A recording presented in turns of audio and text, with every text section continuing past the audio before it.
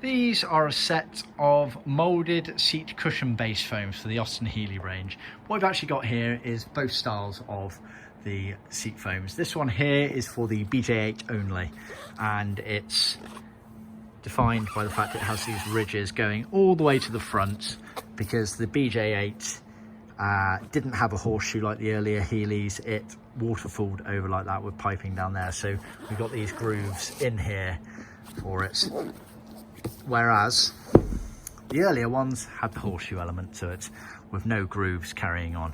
So this is applicable from the BM1, BN2, BN4, BN6, BN7, BT7 and BJ7. This one is purely the BJ8. They are handed. You get a cutaway there for the gearbox. So this one here is the left hand, as the cutaway is on the inside there, whereas this one here is the right hand, as you have the cutaway on the inside there. We've supplied these for many years. For complete transparency, as we like to be open with our things, these are items that we do buy in.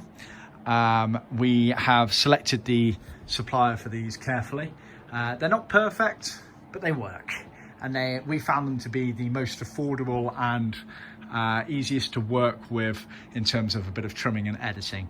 You're never going to get them perfect. You know, people talk a lot on the internets and the forums about the densities of the foams. It's a bit of an open-ended one, that, because it really depends on the person sitting in them. You know, you've got your height, you've got your weight, you've got your position, ideal position when sat in the car to consider. So to be able to create a density of foam that suits all people is nigh on impossible.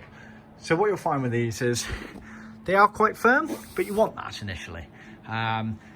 Imagine, you know, you're going to be using these for years on years, and so that firmness will fade over time, and so you want it to start off with a bit of resistance there. Now obviously, you know, some people are bigger than others and taller than others, and therefore some really firm foams are not particularly suitable for tall people. You know, you end up with your eyes in line with the header rail on the car, which isn't great. So what you can do is you can edit them effectively. Now, a few ways of doing this, and there are lots of different discussions on the internet about it. There is the option of kind of slicing them, taking out a layer and putting them back together. It works. I'd say it's a tough one to do. Always make sure you keep the bits of foam that you take out. You can always put them back in potentially. Never throw them away until you're completely happy. Our preferred option is drilling holes.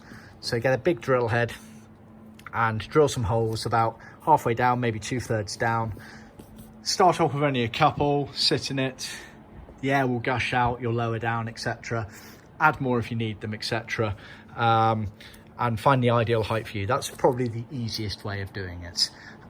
So just bear that in mind. These seats as well, they're tricky to trim. You've got the aftermarket foams, which are here, and the aftermarket frames. You know, in an ideal world, it all goes together nice and easily without too much thought. Never the way with these classic cars, as I'm sure you're aware. So what we recommend you do is take everything extremely slowly. Get the foams, get the locating frames, get the backrest frames, put them all together. Make sure everything's roughly lining up. If you start trimming the seat covers onto them, and then you come to assemble them together and you find there's a problem and you need to make a change, you're going to make your life even harder because the seat covers are trimmed up, and you're going to compromise the job that you've done on the fitment of the seats. The seat covers on all the Healeys were tricky. See other videos for that topic and subject matter. They weren't particularly easy to trim. They were notoriously tight fitting, and so you don't want to undo all of that hard work because you haven't done the groundwork in terms of checking everything fits together correctly. So that's always worthwhile. We've been using these same foams and frames for many years, and 90% of the time they're absolutely fine. However, there is a 10% where we've fallen down that rabbit hole of putting everything together, assuming everything's all good, and then you come to join them all, and next thing you know, you've got a problem and a lot more work to undo that problem. So just be mindful of that from experience with it all. But yeah, they are the seat foams. See our website for more details on them and how best to fit them and what you might need with them. Like I say, complete open transparency.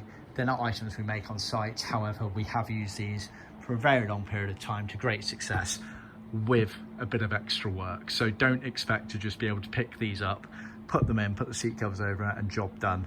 Life's not as simple with classic cars. See our website for more details.